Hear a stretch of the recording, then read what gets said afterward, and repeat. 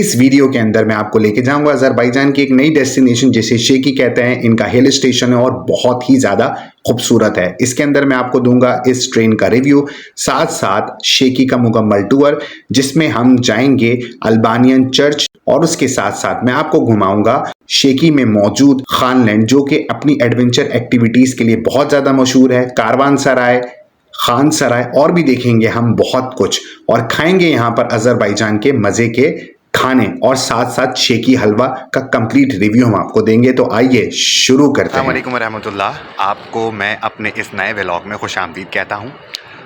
ये मेरे Baku day 1 का एंड समझ लें और डे 2 का स्टार्ट समझ लें। इस व्लॉग के अंदर मैं आपको बाकू से शेकी लेके जाऊंगा और शेकी का मुकम्मल टूर दूंगा, और जैसे ही शेकी का मुकम्मल टूर मुकम्मल होगा उसके बाद ही ये जो दूसरा मेरा व्लॉग है इस सीरीज़ का ये मुकम्मल हो जाएगा। अब ये जो स्टेशन आप मेरे सामने देख रहे हैं खूबसूरत सा मॉडर्न अंदाज का, ये रेलवे स्टेशन है बाकू का सेंट्रल, जो कि इंटरसिटी जो ट्रेन्स होती है उनको आपस में कनेक्ट करता है। तो अभी बज रहे हैं रात के 11:15 और हमारी 11:50 पे ट्रेन है बाकू से शेकी की। ये स्लीपर ट्रेन है और इसके हमने पे किए हैं 16.4 मन्नत, और ये स्लीपर ट्रेन है तो हमें एक बेड मिलेगा। और ये जर्नी तकरीबन समझे 12 बजे स्टार्ट होगी और सुबह 6 बजे ख़त्म होगी, तो 6 घंटे की ये जर्नी है। इसके अंदर इसकी ट्रेन को एक्सपीरियंस भी करूँगा, अपना आपको जो एक तज्ज़िया है वो भी बताऊँगा, और साथ साथ आपको भी रिकमेंड करूँगा कि आया आपको ये ट्रेन लेनी चाहिए या आपको बस के ज़रिए 7-8 या ज़्यादा से ज़्यादा 10 मन्नत में जाना चाहिए। ये मेरे सामने आप पीछे देख रहे होंगे, ये है रास्ता प्लेटफॉर्म पे जाने का। हमारी जो ट्रेन है वो 5 नंबर प्लेटफॉर्म पे होगी, जहाँ पर हमारा पासपोर्ट और ओरिजिनल टिकट को चेक किया जाएगा और फिर हमें सीट अलॉट की जाएगी। तो चलते हैं।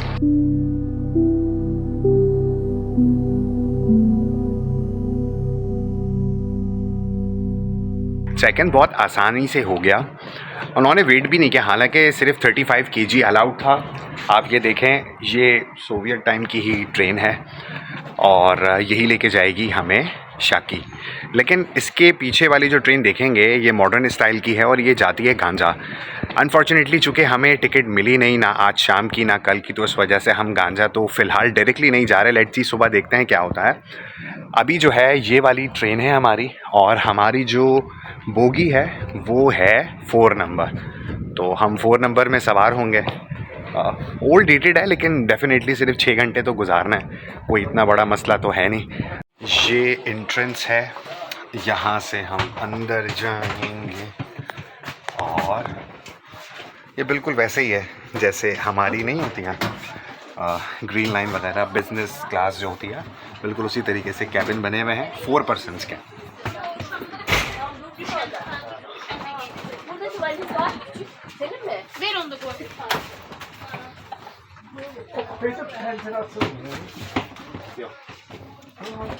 आपको सबके आने से पहले थोड़ा सा इसका रिव्यू दे दूं।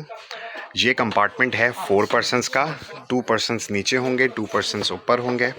अच्छा, मिलता क्या है साथ आप ये देख सकते हैं। आप जो सामान है वो नीचे रख सकते हैं, ऊपर वाले भी और नीचे वाले भी। सामान क्या क्या मिलता है यहाँ पे? अच्छा जी, ये है आपके पास, अच्छा इसमें रिफ़्रेशमेंट है, ये मैं आपको बता दूँ। रिफ़्रेशमेंट है, साथ हमें स्लीपर्स दी गई हैं, साथ में हमें टॉयलेटरीज़ भी दी गई हैं। अगर मैं निकालूंगा अभी तो दिखा दूंगा, इसमें ब्रश वगैरह होगा। साथ इसमें हमें कंबल दिया गया है सर्दी से निपटने के लिए, और ये भी हमारे पास एक रज़ाई है और 2 तकिए हैं। यही सारा निज़ाम जो है ये इस पूरी ट्रेन का है। मतलब कंफर्टेबिलिटी तो चलने के बाद पता लगेगी, लेकिन स्टार्ट में देखिए वाटर बॉटल्स भी हैं, पर पर्सन की एक वाटर बॉटल यहाँ पे रखी हुई है। तो इससे पता लगता है कि चार्जिंग सॉकेट यहाँ पे नहीं है, अलबत्ता इसके अलावा तमामी चीज़ें यहाँ पे मौजूद हैं। तो अभी जो है वो आधा घंटा है चलने में। टाइमिंग देखेंगे कि राइट टाइम चलती है या नहीं चलती है। फ़िलहाल हम बाहर थोड़ा सा वेट करते हैं। इंटरनेट इन्होंने कनेक्ट कर दिया भाई, सामने ही आपके हर कंपार्टमेंट के बैठने की जगह है, आप बासानी इसको ओपन करके बैठ सकते हैं, बिल्कुल वैसे ही जैसा कि हमारे यहाँ होता है। ये पासवे है, ये भी ठीक है, ज़्यादा चौड़ा नहीं है बट ठीक है। फ़िलहाल जो है ना वो मैं बाहर आ गया हूँ क्योंकि अभी ट्रेन स्टार्ट हुई नहीं है। और एसी भी स्टार्ट हुआ नहीं है, तो अंदर जो है ना सफोकेशन हो रही थी, गर्मी लग रही थी। लेकिन बाहर आया हूँ, बहुत अच्छा माहौल है लिटरली। मतलब कराची शहर में जब दिसंबर में सर्दियाँ नहीं आई होती, रात के टाइम पे अगर आप टी शर्ट पहन के निकले तो हल्की हल्की सी जो ठंड लग रही होती है ना, बिल्कुल वैसा ही माहौल है। अच्छा, एक और चीज़ है, आम तौर पे जब मैं व्लॉग्स देखता हूँ तो उसके अंदर जो व्लॉगर्स होते हैं, कुछ मेरे भी पसंदीदा व्लॉगर्स हैं, तो वो क्या करते हैं कि वो ट्रेन के स्टार्ट में जाते हैं और स्टार्ट में जाके जो कंपनी उस ट्रेन को बनाती है उसका लाजमी तौर पे तज़किरा करते हैं। तो मैं भी चलता हुआ जा रहा हूँ, मेरी बोगी तो काफ़ी पीछे रह गई है, लेकिन मैं चलता हुआ जा रहा हूँ और देखता हूँ, लेट्स सी कि ये उसका नाम लिखा होगा, डेफिनेटली रशियंस नहीं बनाई है, लेकिन मैं ख़ुद भी इसको फ़र्स्ट टाइम एक्सपीरियंस करता हूँ। अच्छा, हर जो बोगी है उसका अटेंडेंट भी मौजूद है, उसके अंदर 2 से 3 लोग सफाई वाले भी मौजूद हैं, और वैसे भी नीट एंड क्लीन तो है ही, और सफाई वाले भी मौजूद हैं, और उसके साथ जो प्रॉब्लम है उसको टैकल करने वाले भी हैं। फ्री वाईफाई अवेलेबल है, तो मतलब आप 24/7 जो है वो चलती हुई ट्रेन में भी इंटरनेट का इस्तेमाल कर सकते हैं। अभी मैं आगे जा रहा हूँ और उसके इंजन को दिखाता हूँ आप लोगों को। हमारी बोगी है वो बिज़नेस क्लास है, प्रॉपर कंपार्टमेंट है 4 पर्सन्स का, लेकिन इसके अंदर देखिए आप, पर्दा लगा हुआ है, मतलब प्राइवेसी नहीं है, तो ये भी ऑप्शन था, तो हम इस ऑप्शन को भी ऑप्ट कर सकते थे। इसका हमें एग्जैक्टली पता नहीं है कि इसका जो फेयर है वो क्या होगा, डेफिनेटली 16 मन्नत से तो कम होगा, लेकिन एक्सपीरियंस करने के लिए अच्छी जो सर्विस है उसको लेने में कोई मुज़ायका भी नहीं है। अच्छा जी, मैं चलते चलते लगभग इंजन की तरफ आ चुका हूँ। ये जो रेलवेज़ हैं जो इंटरसिटी कनेक्ट करती हैं, ये ADY कंपनी है जो आप देख भी रहे होंगे, ये चलाती हैं। ये इंजन पे मैं आ गया हूँ, ये इंजन नंबर इसका मेंशन है, और अगेन वही ADY मौजूद है। अच्छा, अब जो है वो इंजन चल गया है, टाइम कम है, मीन्स टू से दैट 20 या 25 मिनट्स रह गए हैं। मेरा फर्स्ट टाइम है, तो मैं नहीं चाह रहा कि कुछ गलत एक्सपीरियंस हो और बोर्डिंग करते टाइम कोई प्रॉब्लम कर दें, तो फ़िलहाल हम इज़्ज़त से जाके शरीफ बच्चों की तरह ट्रेन के अंदर बैठते हैं।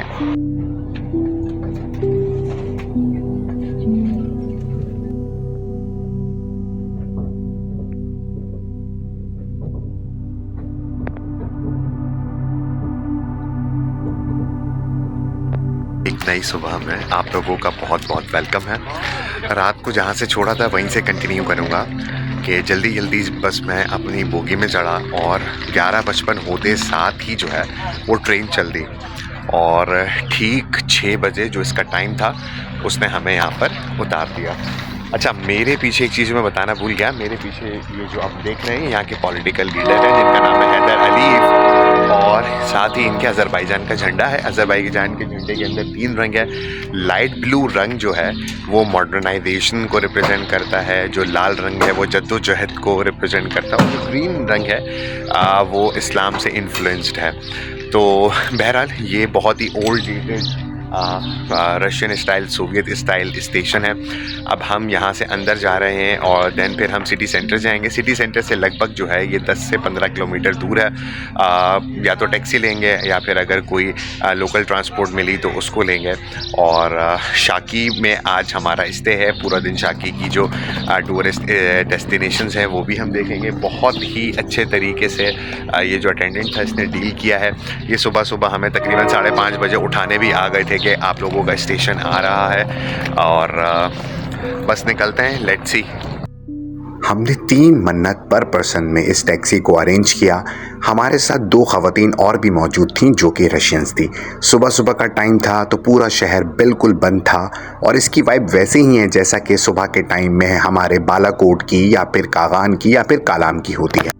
हमारी ट्रेन ने सुबह सुबह पहुंचा दिया, और टैक्सी लेकर तकरीबन 1 किलोमीटर पीछे उन्होंने उतारा, और हम maps.me ऑफलाइन मैप्स को देखते हुए, फॉलो करते हुए बहरहाल हम पहुंच गए। ये हमारे पीछे है बीमिंग हाउस।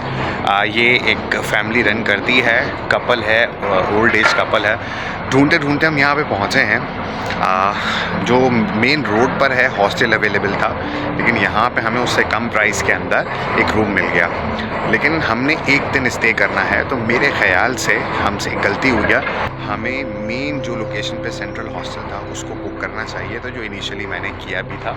अभी चूँकि वो बोल रहे हैं कि ये बिज़ी है, आप जो है वो कैफ़े में वेट कर सकते हैं, तो हम कैफ़े में बैठे हुए हैं। अपने ही होम स्टे में ब्रेकफास्ट करने के बाद हम आ गए थे शेकी के डाउनटाउन में। ये बहुत ही खूबसूरत जगह है और अच्छी बात ये है कि यहाँ पर बाज़ार है, यहाँ पर तमाम चीज़ें मौजूद हैं, बैंक्स भी मौजूद हैं और यहाँ से पूरे शेकी में जाने के लिए बसेस भी मिलती हैं और अगर किश जाना हो तो यहीं से बस मिलेगी। जिस जगह मैं अभी खड़ा हुआ हूँ ज़रा उसको मेरी नज़र से देखने की कोशिश कीजिए। लिटरली बता रहा हूँ, एक रशियन वाइब, एक यूरोपियन वाइब यहाँ पर आके मिक्स हो रही है। इसी वजह से अज़रबैजान को यूरेशियन कंट्री भी कहा जाता है कि जिसके अंदर यूरोप की भी वाइब्स हैं और एशिया में तो ये है ही, क्योंकि इसके दोनों पोर्शंस हैं। कुछ पार्ट इसका यूरोप में लगता है, कुछ पार्ट इसका एशिया में लगता है।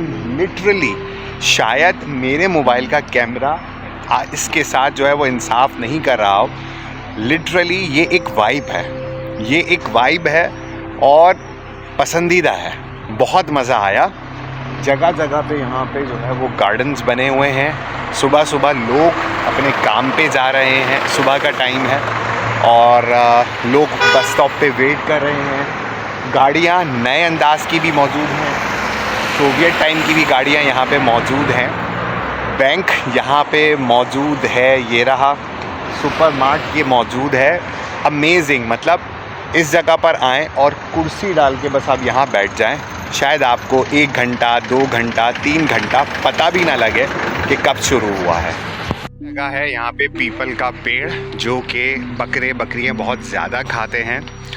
अच्छा, एक चीज़ मैंने यहाँ पे नोटिस की है वो ये है कि चूँकि कोकाकोस माउंटेन्स हैं तो यहाँ पर जो स्टीपनेस है वो काफ़ी कम है। मतलब यहाँ पर हम इसको फ्लैट ही कंसीडर करें तो बेहतर है।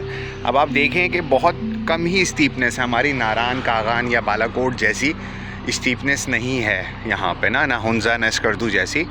और ये जो लाइफ है ना जो मैं देख रहा हूँ, अगर मैं आपको बता रहा हूँ, मुझे ऐसा लग रहा है जैसा कि मैं न्यूजीलैंड के किसी ओल्ड टाउन में मौजूद हूँ।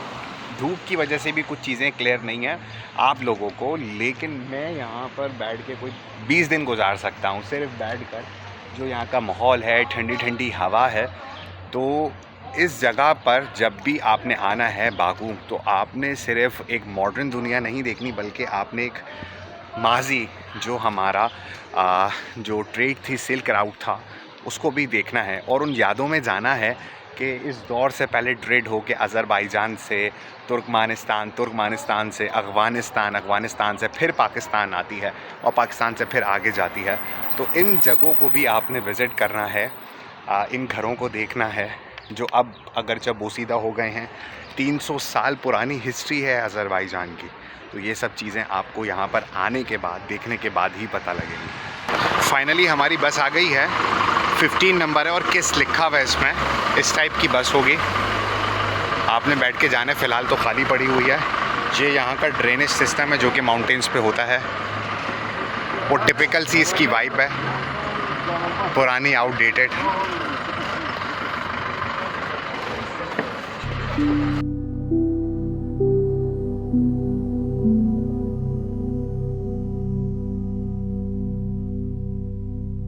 अच्छा जी, जो वैन थी उसने हमें यहाँ पे उतारा है और वो आगे की तरफ निकल गई किसी जगह पर। इन तमाम कोकाकोस माउंटेन्स के बीच में है वो अल्बानियन चर्च, जिसको देखने के लिए हम सारे के सारे यहाँ पर आए हैं। आप देख रहे हैं वो आगे वही चाइनीज़ एजेड कपल है और अब हम यहाँ पे जा रहे हैं उसको विज़िट करने के लिए। वीडियो के अंदर ये बात मैंने नहीं देखा था, मे बी शायद ये नया बना हो, क्योंकि वहाँ जब उतारा था तो वो जो वीडियो मैंने देखी थी उसमें वो एक अच्छे से रोड से वो पहुँच गया था। सलाम रहमत। ये अच्छा लगता है कि जब आप जा रहे हैं तो उनकी लैंग्वेज के, जिस मुल्क में भी, उनकी लैंग्वेज के 1-2 लफ्ज़ सीख लें। जिस तरह मैंने शुक्रन, रहमत, ये हमारे अरबी और उर्दू में भी बोले जाते हैं, वो यहाँ पर भी बोले जाते हैं। काफ़ी स्टीपनेस है, देखिए, हिम्मत करके आइएगा, लेकिन ज़्यादा दूर नहीं है। मे बी शायद विद इन अ मिनट हम यहाँ पर पहुँच जाएं, उस चर्च को विज़िट भी करें। मेरा ज़िंदगी में पहली बार होगा कि मैं किसी चर्च को विज़िट कर रहा हूँ। ये रास्ता मस्जिद जाना है। अच्छा, जगह जगह पे ना उसका लिखा हुआ है किस अल्बानन माबदी टेम्पल, माबद, देखें माबद से ही माबदी लिख के निकाला है। अरबी और अज़री काफ़ी मिलती जुलती है।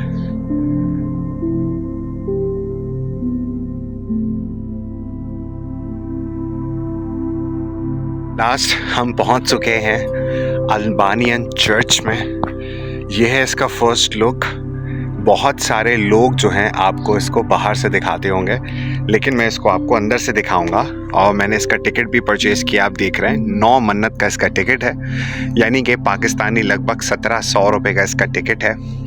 और इसको मैं विज़िट करूंगा और आप लोगों को भी दिखाऊंगा। यहाँ पे हम टोटल 4 टूरिस्ट हैं, ये 2 चाइनीज़ हैं, 2 हम पाकिस्तानी हैं। आइए इसको विज़िट करते हैं। ये पहली दफ़ा होगा कि मैं किसी चर्च को विज़िट कर रहा हूँ, और अब तो टिकट भी है, लेकिन थोड़े अर्से पहले तक यहाँ पे कोई टिकट वगैरह नहीं था। यहाँ पे जो पूरा एक किस डिस्ट्रिक्ट है उसका मैप लगा हुआ है, कहाँ कहाँ आपके पास चर्च अवेलेबल हैं, कहाँ पे मस्जिद है, कहाँ पे कब्रिस्तान है, ये सारी चीज़ें जो हैं वो यहाँ पे लिखी हुई हैं। ये है इसकी एंट्रेंस, और यहाँ से हम जाएंगे अंदर। यहाँ से आप टिकट परचेज़ कर सकते हैं, कुछ पिक्चर्स लगी हैं वो भी पढ़ सकते हैं। ये अब मैं अंदर जा रहा हूँ, ये मशीन लगी हुई है, इनको मैंने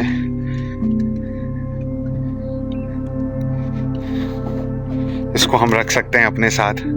यहाँ पे कुछ जो है वो सोवीनियर्स लगे हुए हैं। इसके अलावा यहाँ पे मैग्नेट्स भी आपको मिल जाएंगे किश के और इस टेम्पल के, वो भी परचेज कर सकते हैं आप यहाँ से। और नाव, बड़ा अच्छा सा इन्होंने बाग बनाया हुआ है, यहाँ पे आप बैठ सकते हैं, क्योंकि काफ़ी थक कर आप यहाँ पे पहुँचे हैं तो आप यहाँ पे बैठ सकते हैं। इसके अलावा पहले मैं आपको बाहर से दिखा देता हूँ।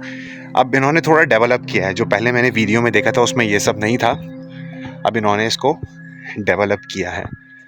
मुख्तलिफ मोनूमेंट्स या फिर चर्च या फिर टेम्पल इन्होंने यहाँ पर उसके कुछ खाके बना के लगाए हुए हैं। रात में भी ओपन होता होगा जब ये यहाँ पर इन्होंने इसकी लाइट्स भी लगाई हुई हैं। अच्छा, इन्होंने इस पे ना इसकी टाइमिंग नहीं लिखी हुई है। अच्छा, ये पूछते हैं आप किस मुल्क से आए हैं। ये छोटा सा ही चर्च है, यहाँ पे आप बैठ सकते हैं। यहाँ पे इसकी थोड़ी सी हिस्ट्री लिखी हुई है, और मेरे ख्याल से ये जो जगह है ना, ये जगह यूँ समझ ली जिस तरीके से कॉन्फ्रेंस हॉल होता है ना किसी भी जगह को एलैबोरेट करने के लिए, बिल्कुल वैसा ही बना हुआ है। यहाँ पे आप बैठ सकते हैं, मौसम भी ठंडा है और पेड़ पौधे लगे हुए हैं यहाँ पे।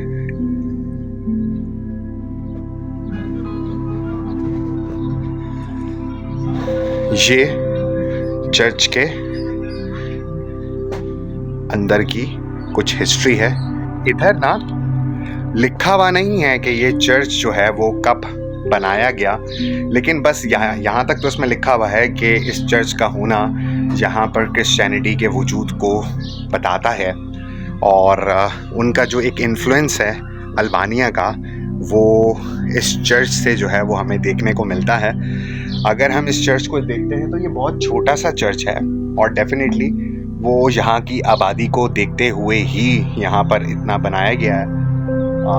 ओवरऑल अगर हम देखेंगे तो ये चूँकि इसका एक रिलीजियस पॉइंट ऑफ व्यू है, तो इसको हम उसी अंदाज में देखने की कोशिश करेंगे। यहाँ पे 2 चीज़ें हैं, उसको देखते हैं हम। यहाँ पे लिखा हुआ है the wall and foundation of the ancient temple, मतलब ये इस टेम्पल की जो है फाउंडेशन वॉल है, जो इन्होंने इसको थोड़ा सा डिगिंग करके ना दिखाया है कि ये ऐसी दिखती होगी, ऐसी इस तरह। और साथ साथ यहाँ पे कुछ ह्यूमन बोन्स हैं, ये देखिए, ये बाकायदा तौर पे यहाँ पे रखी गई हैं कि यहाँ पे जो गुजर गए होंगे स्टार्ट के फाउंडेशंस में से, जिनका किरदार होगा उनकी है मे बी, लेकिन ये सिचुएशन है।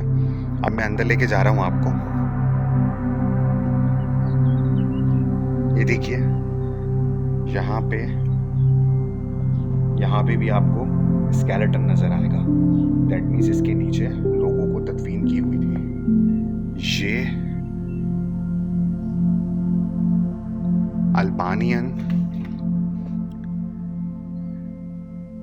जवन शायर द किंग कोकासस ऑफ अल्बानिया, ये पूरी हिस्ट्री लिखी हुई है। मैं भी पढ़ूंगा इसको, पहले आपको दिखा दूं। फंक्शनल नहीं है या वीडियो रोक के भी पढ़ सकते हैं। ये इस चर्च के लॉज हैं, इसको आप रोक कर भी पढ़ सकते हैं, स्क्रीनशॉट ले सकते हैं।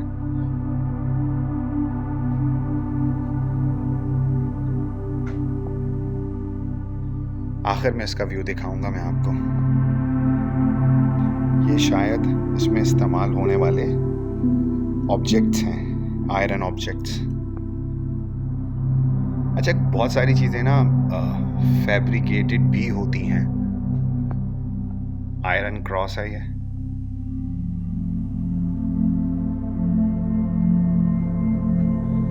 देखिए।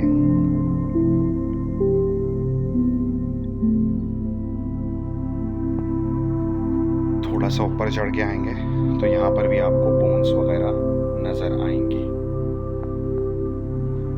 यहाँ पर भी आयरन क्रॉस रखा हुआ है।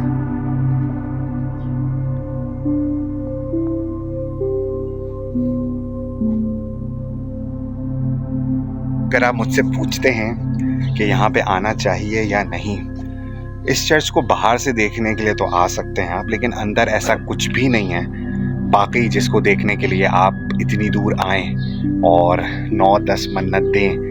क्योंकि यहाँ आने के लिए भी और जाने के लिए भी अगर बस में आते हैं 0.5 यानी कि 1 मन्नत और उसके बाद 9 मन्नत यहाँ पे दें, इतना ज़्यादा हाइक करें, मेरे ख्याल से वो इतना वर्थ इट नहीं रहा, इतना आगे और इतने पैसे देकर।